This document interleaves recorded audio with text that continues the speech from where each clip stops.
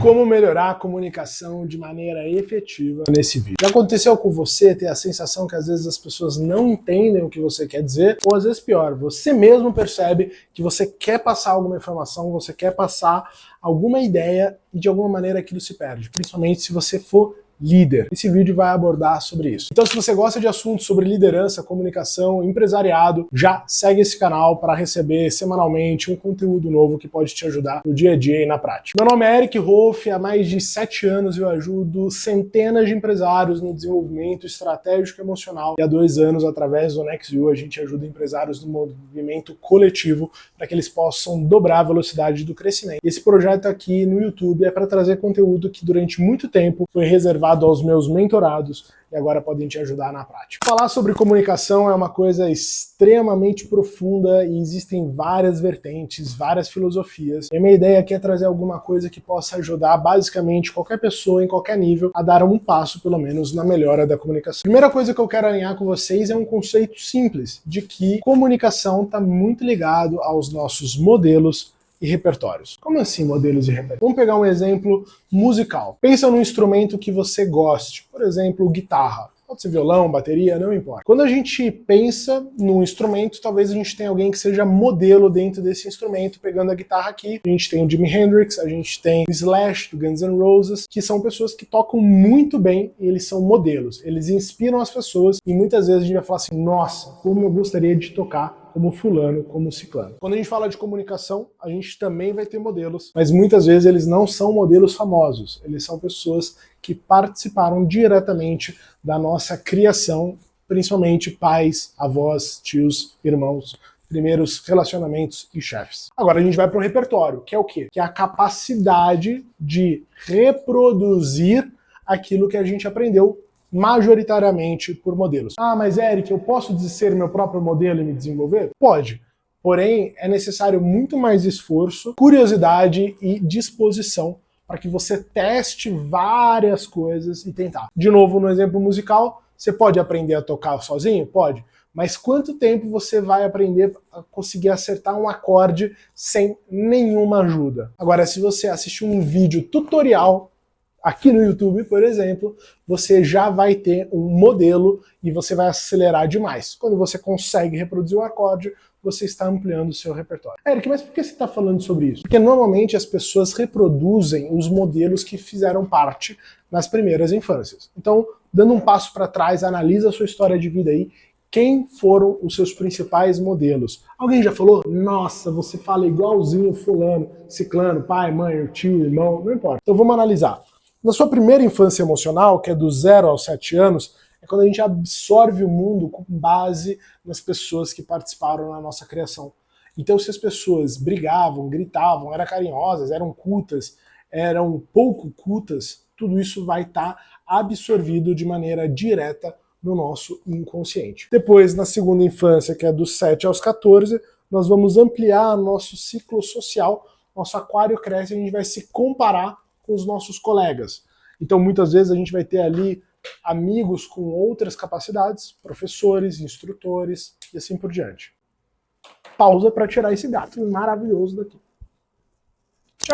Com base no que a gente vivenciou nesses períodos, o nosso cérebro absorveu como modelo e provavelmente desenvolveu o repertório em cima disso. Ou seja, a gente tem culturalmente uma mania de reproduzir aquilo que foi nos apresentado. Então, quando a gente fala de melhorar a comunicação, a gente precisa inicialmente olhar para os nossos modelos e para o nosso repertório, entendendo o que de fato ali acontece. Eric, você é um modelo de comunicação? Eu posso ser como qualquer pessoa pode ser. Aliás, um tempo atrás eu estava vendo também um vídeo aqui na plataforma do Paulo Musi com Pablo Marçal. E o Pablo Marçal traz um comentário que o Musi nitidamente não concorda. E aí ele, de uma maneira elegantíssima, vira e fala assim: Pablo, me permite contribuir com outro ponto de vista?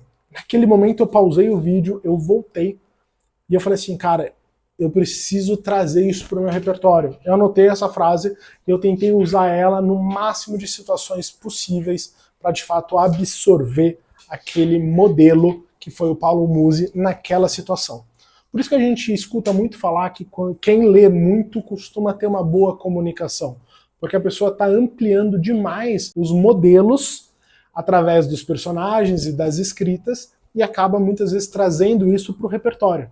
Faz sentido? Se você está gostando desse conteúdo e você quer melhorar muito mais sua comunicação, fica comigo até o final, mas dá um like nesse conteúdo ou manda para alguém que você sabe que vai fazer diferença na vida se melhorar a comunicação. Um outro ponto fundamental que a gente precisa entender é que a comunicação ela precisaria ser baseada no objetivo final da mensagem. Existe um pressuposto na programação neurolinguística que diz que a responsabilidade da comunicação é do comunicante. Sabe aquele papinho? Ah, eu falei, você que não entendeu? Se eu quero que vocês me entendam, eu preciso melhorar minha comunicação para que esse mesmo conteúdo possa ser compreendido pelo maior número de pessoas. Por isso eu trago metáforas, por isso que eu trago gestos, por isso que às vezes eu falo mais pausado. Tudo isso são estratégias de comunicação para melhorar a capacidade de absorção do público, independente de idade, de sexo, de região do país. Agora vamos lá. Eu tenho uma frase que eu trago aos meus clientes que é o seguinte: o brasileiro, esse povo latino com viés italiano que fala muito, tem um padrão que é o seguinte, eu brinco que é o pensou, sentiu, saiu. Quantas vezes na sua vida acontece uma situação que você pode pensar algo positivo ou negativo, você vai sentir uma emoção positiva ou negativa e imediatamente você vai abrir a boca e vai soltar aquilo que está dentro de você. Já aconteceu? Já viu acontecer? Eu já. Inclusive comigo. E tá tudo bem. Qual é o ponto aqui? Muitas vezes a gente tem um objetivo final aqui que ele se perde. Por quê? Porque isso pode criar muito ruído. O que é ruído? Vamos supor que você tem um funcionário que chega atrasado toda semana. Qual é o objetivo da sua comunicação? A mensagem por detrás das palavras. Você quer que ele desenvolva disciplina, comprometimento e comece a chegar no horário, certo? Legal. Aí ele chega atrasado mais uma vez, você pensou, fila da... Chegou atrasado de novo, você sentiu raiva, e aí você solta um, pô, você não tem comprometimento, você é um relaxado, tá atrasado toda semana, não sabe que o horário é 7 horas. Você comunicou o seu objetivo real? Não. Você pensou, sentiu, saiu. Ou sentiu, pensou, falou. Mas você não chegou na mensagem que você queria. Eric, então o que eu faço? Você adiciona segundos de delay, de espera, de atraso, para que você possa fazer o seguinte: você pensou, sentiu, parou, analisa o objetivo e aí você constrói a comunicação de trás para frente. Poxa, fulano, eu vi que mais uma vez você não chegou no horário. Eu gostaria muito que você se atentasse que o horário é 7 horas da manhã e que a partir de amanhã você cumpra esse horário. É a mesma mensagem, mas passadas de formas totalmente diferentes. Em uma, a pessoa vai se sentir agredida, ofendida, desrespeitada, pode criar rebeldia, e na outra, ela vai compreender com muito mais calma. Não estou dizendo que neste exemplo essa é a comunicação ideal para resolver o problema, porque aí existem outras estruturas que vamos ainda falar nesse vídeo, fica com a gente, que vão trazer muito mais essa clareza. Fez sentido até agora? Porque assim, uma vez que você entende quem foram seus modelos, você pode escolher novos modelos, como eu citei do Paulo Musi. Mas não que ele seja o meu modelo para toda a minha comunicação. Para cada movimento, eu posso escolher um modelo. Inclusive, quando eu resolvi com o Lucas Rio começar esse projeto no YouTube, eu assisti alguns criadores de conteúdo para entender um pouco como eles falavam, como eles gesticulavam, como eles contavam histórias. Eu fui buscar modelos para desenvolver o meu repertório. E percebam que o repertório não é necessariamente uma cópia, não é reproduzir exatamente igual. Pelo contrário, o repertório é você achar o seu jeito de reproduzir aquela inspiração que você teve através do modelo. E aí, quando você faz isso, você começa então a melhorar, ou melhor, ampliar a sua capacidade de comunicação.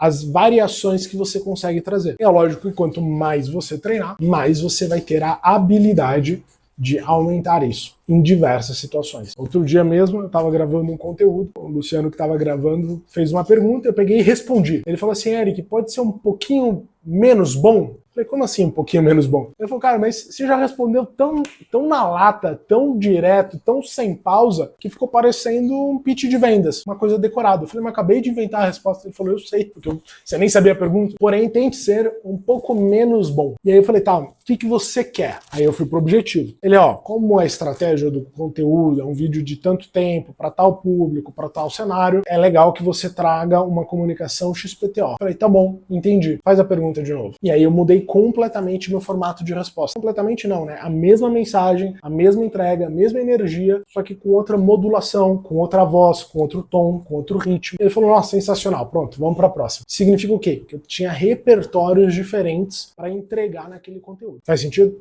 Boa. Eric, eu entendi, eu analisei, realmente eu percebi que a minha comunicação é falha, percebi já muitas vezes que as pessoas não entendem o que eu falo, o que eu quero, eu preciso melhorar, e precisa ser rápido. Eu preciso de alguma coisa que eu possa aplicar hoje, principalmente com alguém específico que está causando alguma coisa. Então eu vou trazer aqui a minha visão sobre os 4 passos que são aplicados à comunicação não violenta. A comunicação não violenta é uma filosofia que traz uma comunicação sem agressividade, sem julgamento, sem rótulos. Né? Lembra quando eu falei do funcionário que chega atrasado? A gente pensa que, seu irresponsável.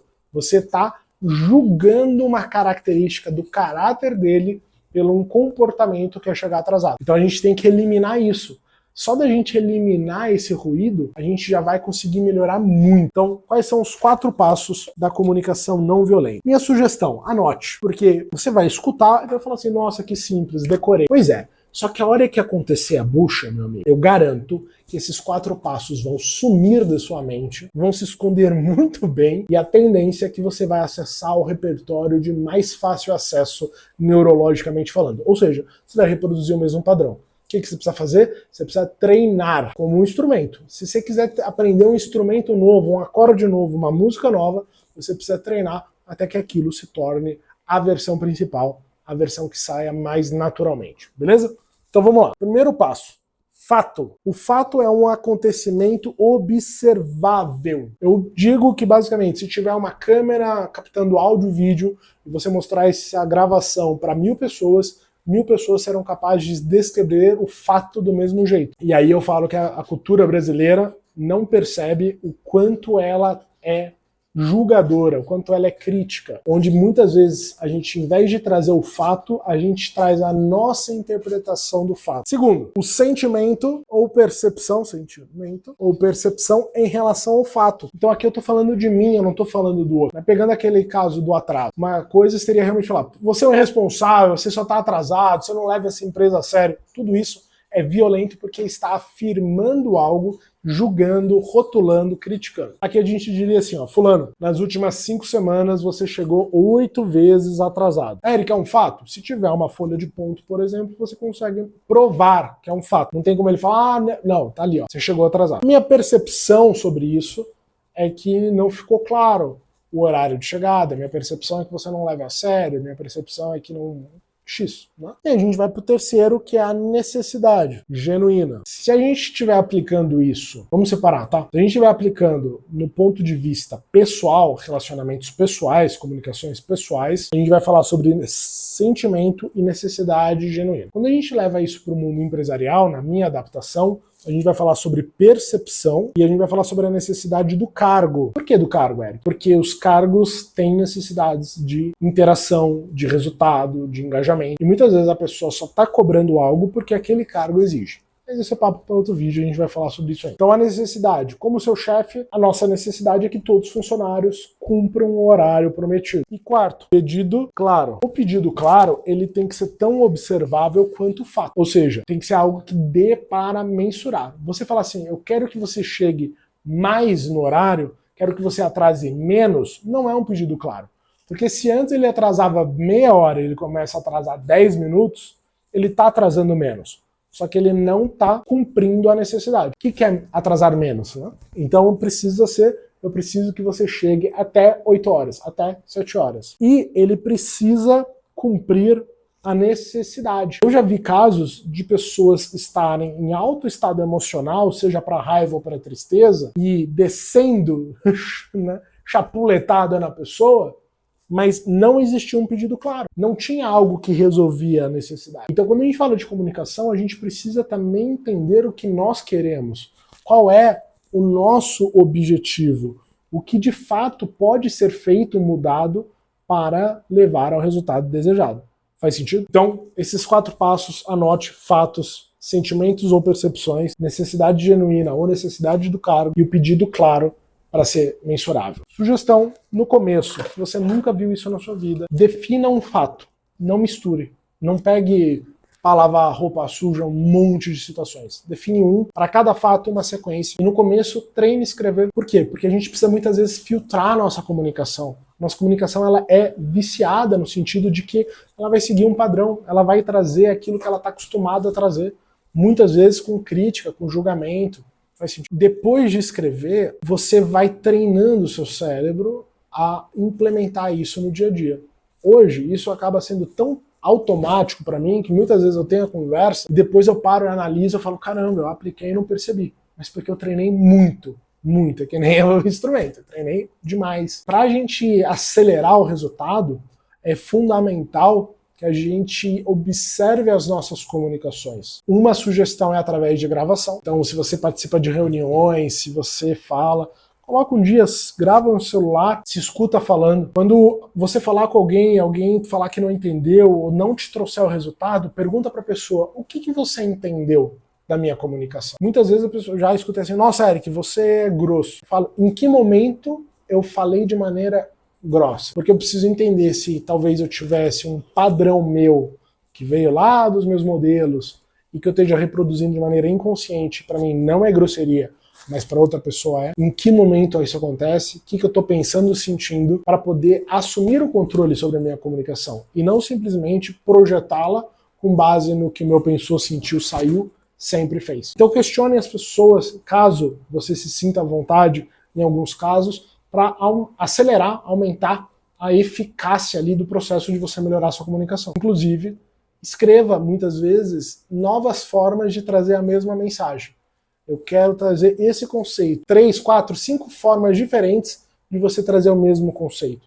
O que isso faz? Isso faz com que o seu cérebro crie plasticidade neural. Ou seja, ele vai começar a ter outras formas de chegar no mesmo resultado. É muito comum, já tive gente que fala assim, Eric, eu admiro muito. E você sempre para calmamente, reflete e traz a comunicação de uma maneira muito clara e precisa. Eu falei, porque eu treino. Muitas vezes eu não vou ter a resposta pronta. Eu vou construir ela de acordo com a necessidade. E muitas vezes eu fico rodando simulações mentais se aquilo que eu quero falar vai soar como eu quero, se a mensagem vai ser percebida e absorvida do jeito que eu gostaria. E o que eu sempre falo é mais importante, a decisão de mudar, ela vai começar sempre depois do vídeo. Se gostou, curta e mande esse vídeo para alguém que pode melhorar muito a comunicação com esse conteúdo.